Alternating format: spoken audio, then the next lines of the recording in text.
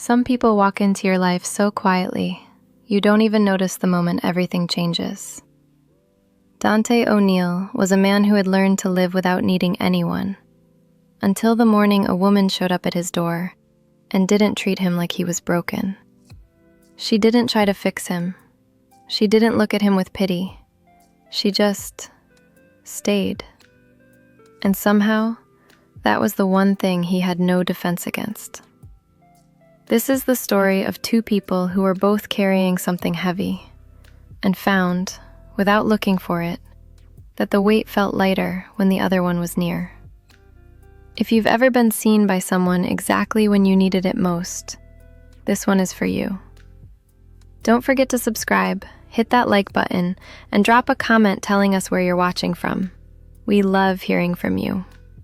Now, let's begin. Portland, Oregon, November. The kind of cold that doesn't ask permission. It just settles into everything. The windowsills, the floorboards, the silence of a house that used to be full of movement. Dante O'Neill sat near the window of his living room, a cup of coffee going cold on the side table beside him. He hadn't touched it. He'd been watching the street below, not for anything in particular, just watching, the way a man does when the inside of his own head becomes too loud, and the outside world offers at least the mercy of distraction. 8 months since the accident. 8 months since a rainy stretch of highway outside of Portland had changed the entire geometry of his life. He was 34 years old, the founder of a logistics company that still ran without him, efficiently, almost insultingly so. And he was sitting by a window, watching strangers walk their dogs. He heard the knock before he saw her. Muriel Cochran was not what he expected. She was younger than the last two the agency had sent. Late 20s, he guessed, with dark eyes that moved around the room the way someone's eyes do when they're cataloging, not judging. She wore a simple jacket, carried a cloth bag over one shoulder, and when he opened the door, she didn't do the thing most people did. She didn't look down at his wheelchair first. She looked at him. "Mr. O'Neill," she said. "I'm Muriel. The agency sent me." He gave her the same briefing he always gave. The rooms, the schedule, what needed to be done, what didn't need to be touched. His voice was even, not cold, just economical. She listened without interrupting, nodded twice, and got to work. That was it. No nervous small talk, no questions that were really just ways of asking about the accident without asking about the accident.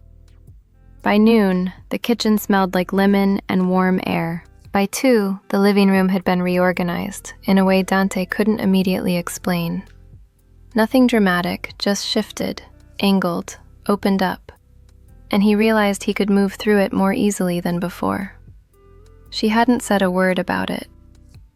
When she left at 4, she put on her jacket, said, "See you Thursday," and closed the door behind her with the kind of quiet that didn't feel like absence.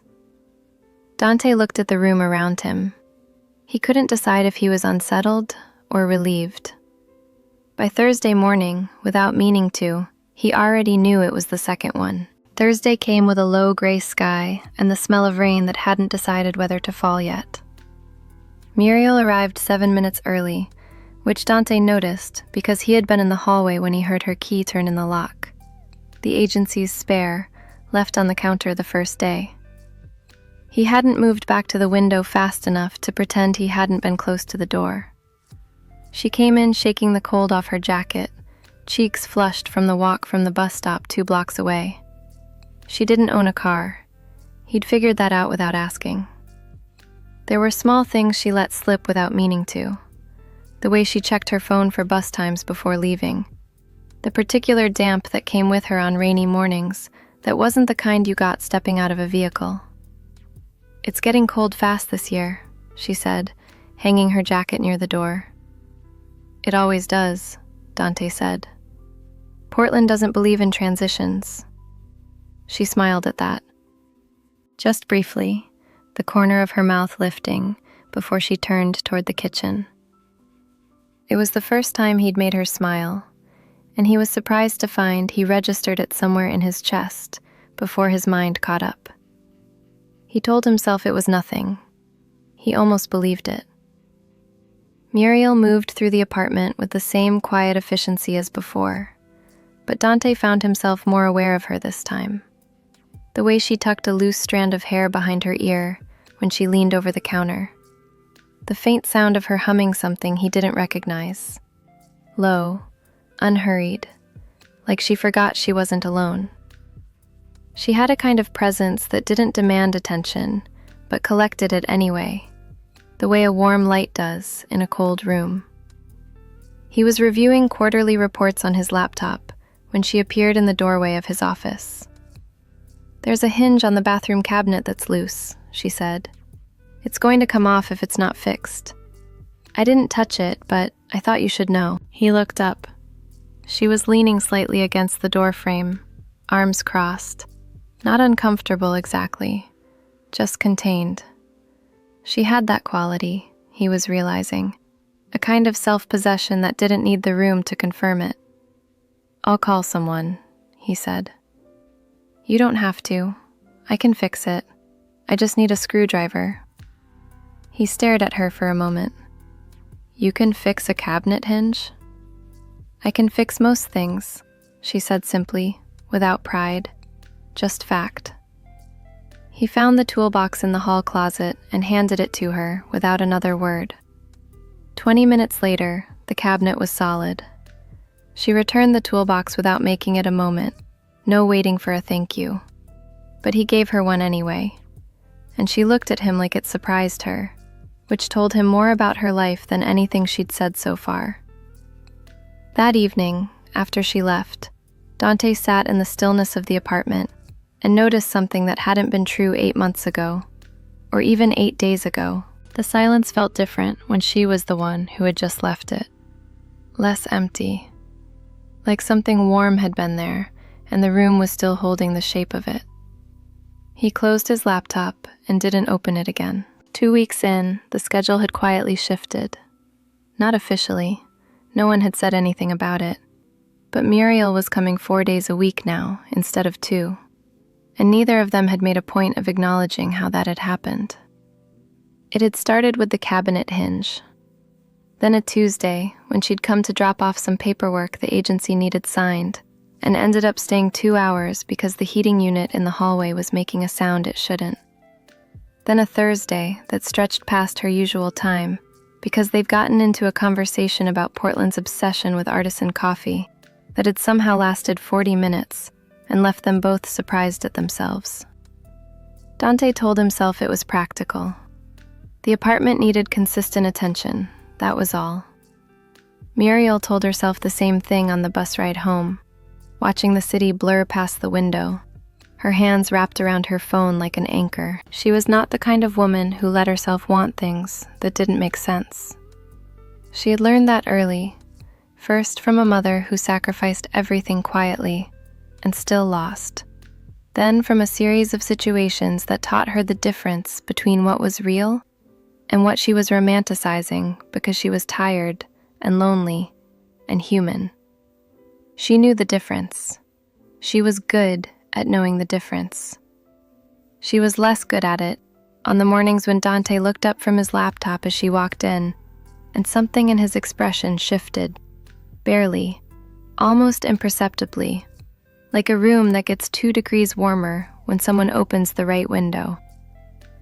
That particular Friday, she arrived to find him on a video call in his office, the door half open.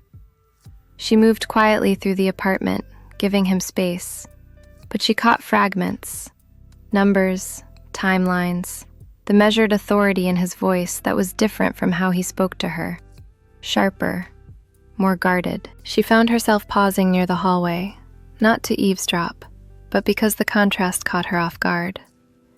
She'd gotten used to his quieter register. This version of him, the one the rest of the world got, was someone she was only now remembering existed. It did something to her she didn't want to examine. When the call ended, he found her reorganizing the bookshelf in the living room, Not by size, she'd decided, but loosely by color and subject, which created an effect that was warmer, more lived in. She heard the wheels of his chair on the hardwood and turned. "Sorry," she said. "I can put them back." "No." He looked at the shelf for a moment. "It's better."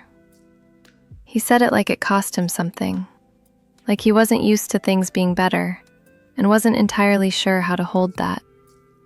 She turned back to the books so he wouldn't see that she understood exactly what he meant. They had lunch on opposite sides of the kitchen island that day. She'd made soup from what was in his fridge, simple and unpretentious, and he hadn't protested, which she was learning was its own kind of yes. The conversation moved easily, unhurried, touching on small things: her brother's engineering program at Oregon State, the logistics of running a company remotely, a shared and entirely serious disagreement about whether Portland winters were character building or just cruel. At one point she laughed, really laughed, unguarded, and Dante went still for just a second. He looked at her the way people look at something they didn't expect to be beautiful. Then he looked away, picking up his spoon, and said nothing. But his jaw was tight in the way it got when he was holding something carefully inside. And Muriel, who noticed more than she let on, felt the air between them change temperature, without either of them having moved an inch. It was a Saturday when things shifted in a way that couldn't be quietly filed under practical anymore. Muriel hadn't been scheduled to come. She'd texted to ask if she could stop by to pick up a form she'd forgotten, and Dante had said yes without hesitating, which he noticed only after he'd already sent the message. She arrived to find him in the middle of something she hadn't expected. He was at the kitchen table, with architectural drawings spread across it, weighted down at the corners with a coffee mug and a book. Not his company's logistics plans, personal ones. Sketches of what looked like a modified layout for the apartment. Adjustments that would make the space more navigable. Notations in his handwriting along the margins. "I didn't know you drafted," she said, stopping near the table. "I don't really," he said. "I just think better when I can see it on paper." She looked at the drawings without touching them, and he watched her take them in, the way her eyes moved carefully, intelligently, not just glancing, but actually reading what was there. Most people looked at things. Muriel looked into them. "This wall," she said, pointing to a notation near the hallway. "If you remove it, you lose the natural sound buffer between the office and the living room." He looked up. "You know about acoustics?" "I know about apartments," she said. "I've lived in enough of them to understand what the walls are actually doing." There was something in that sentence that landed quietly between them, the difference in their lives made plain without either of them having to make a point of it. His apartment was 3,000 square feet of clean lines and expensive silence. She knew apartments the way people know things they've had to survive. He didn't look away from her. "Sit down," he said. "Tell me what you'd change." She sat, and for the next hour, they bent over the drawings together, her finger tracing lines, his pen making notes in the margins as she talked. At some point, the conversation stopped being about the apartment entirely and became something else. The way good conversations do when two people stop performing and start actually talking. He told her about the company's early days, the years of sleeping in the office, the particular satisfaction of building something from nothing. She told him about her mother, just a little, just enough. The way the woman had made any space feel like home, regardless of how small or temporary. A skill Muriel had inherited without realizing it until she was already grown. At one point, she reached across the table to rotate one of the drawings, and her arm brushed his. Neither of them pulled back immediately. A half-second longer than accidental. Warm, her eyes lifted to his and found him already looking, and the air between them did that thing again, that quiet tightening, like a held breath. She sat back slowly. "Sorry," she said, though she wasn't entirely sure what she was apologizing for. "Don't be," he said. His voice was lower than usual, unhurried. Muriel gathered herself in the way she'd learned to gather herself, efficiently, without drama, and said she should get going. He didn't argue, but when she reached the door and glanced back, he was still watching her with that particular stillness of his, the kind that didn't feel like distance anymore. It felt like the opposite of distance. And she thought about it the entire bus ride home, her arm still warm where it had touched his, the city lights smearing past the window like something beautiful she wasn't sure she was allowed to want. The drawings stayed on the kitchen table. Dante hadn't moved them, and Muriel noticed that on Monday, when she arrived and found them exactly as they'd been on Saturday, his pen still resting at the edge of the paper, like he'd just stepped away. She didn't say anything about it, but she felt it, the small, quiet evidence that something from their afternoon together had been worth keeping in place. The week moved differently than the ones before it. There was less performance in the silence now, less careful management of distance. Dante had started leaving his office door fully open when she was there, which meant the sounds of their separate activities wove together through the apartment.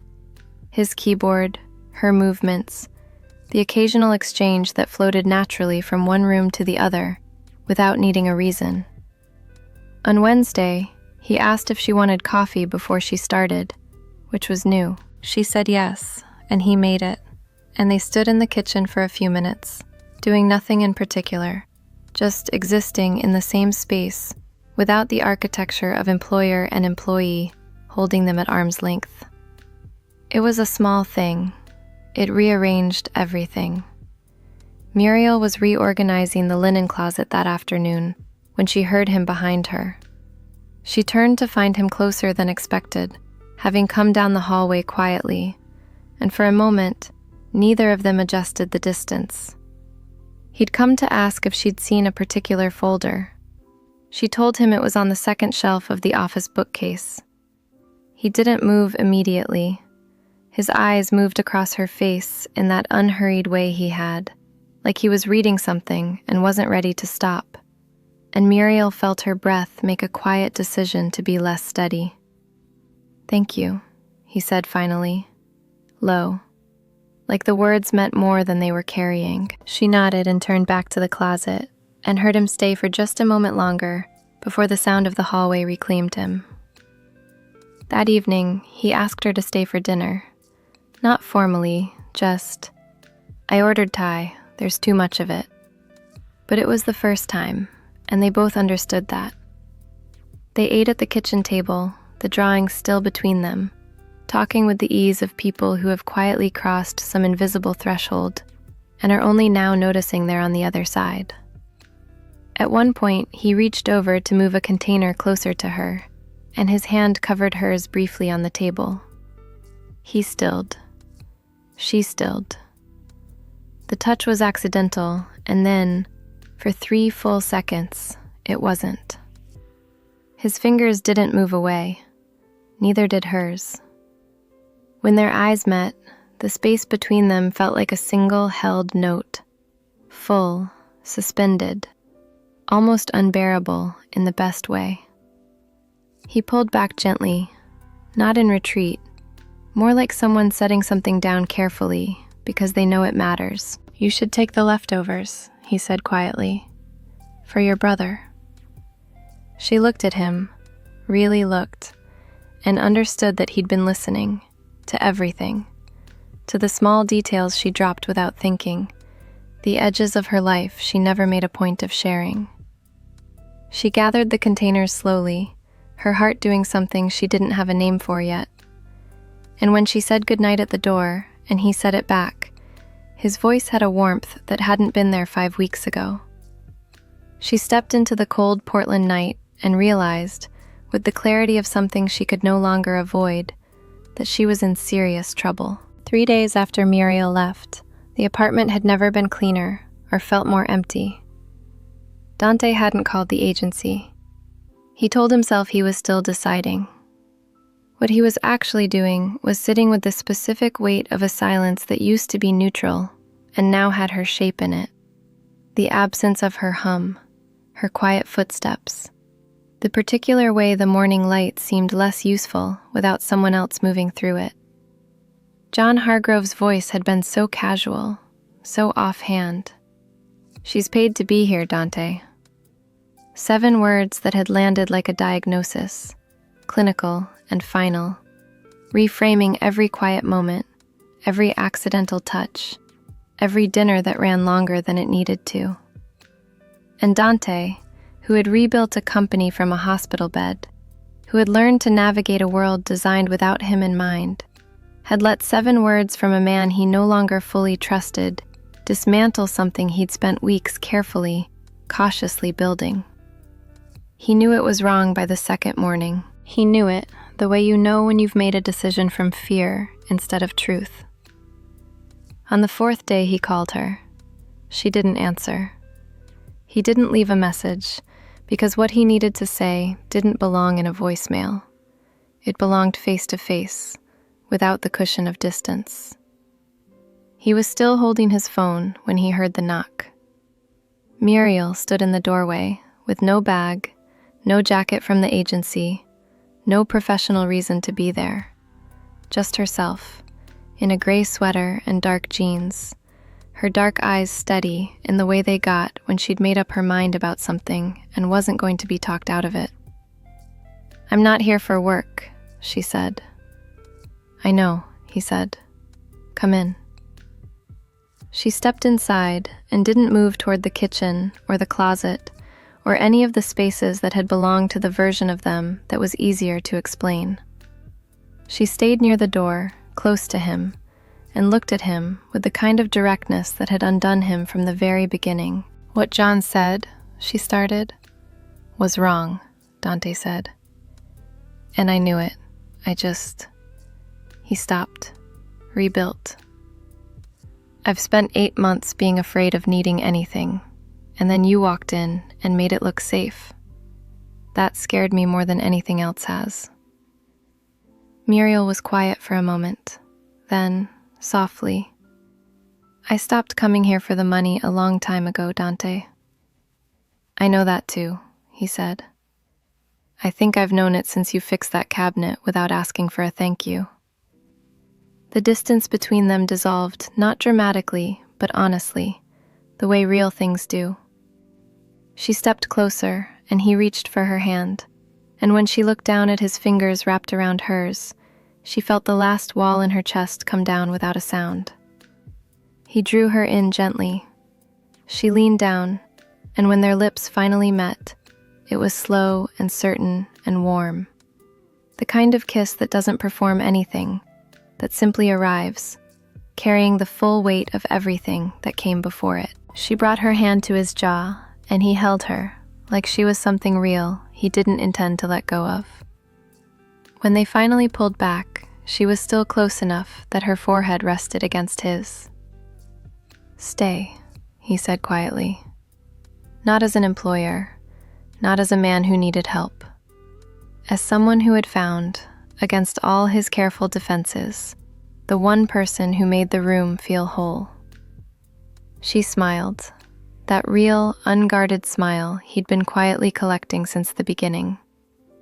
"I already am," she said.